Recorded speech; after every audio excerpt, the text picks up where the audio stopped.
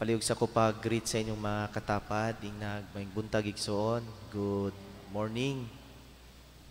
Maing buntag usab sa tanan nga nagsunod sa atong live streaming.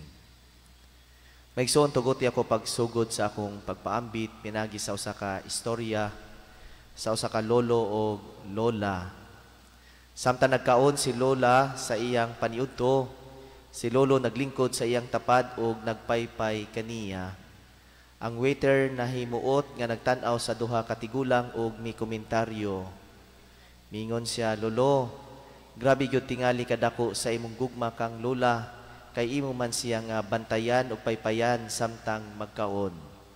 Ug mitubag si lolo sa pagingon, "Dong, maghulat magyud ko nga mahuman kini si lola sa pagkaon, kay gigamit pa man niya ang akong pustiso."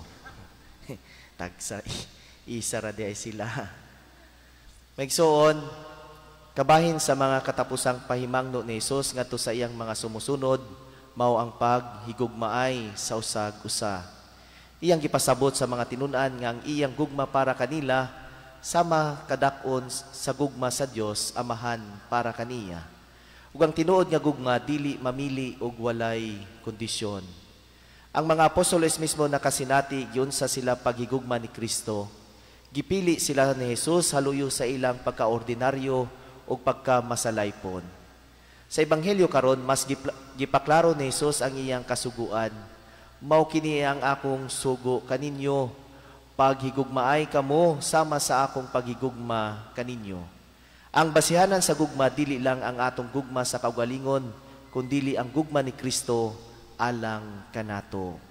Atong sayran nga kining maong sugo gipamulong ni Jesus sa dihang siya naghimo sa katapusang panihapon.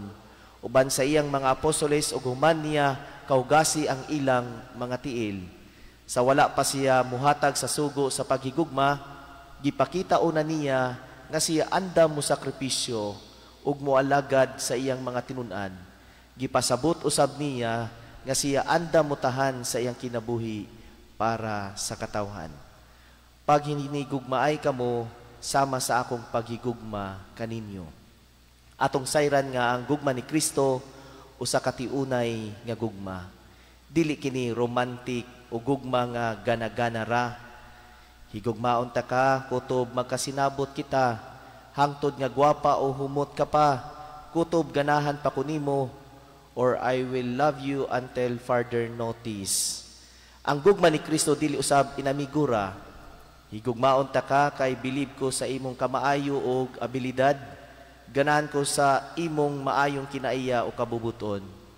Ang gugma ni Kristo walay kondisyon o dili pabalusan.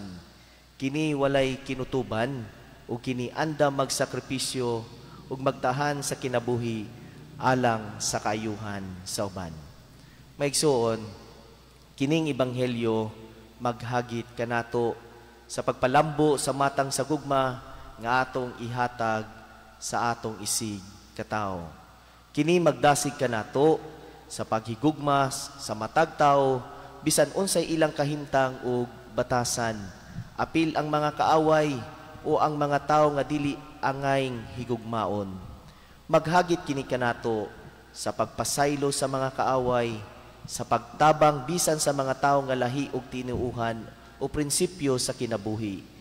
Dili kini sayon nga himuon, apan uban sa grasya sa Dios, kita maningkamot pagsunod ni Kristo, makabaton unta og kasing-kasing nga sama sa kasing-kasing sa atong Ginoo.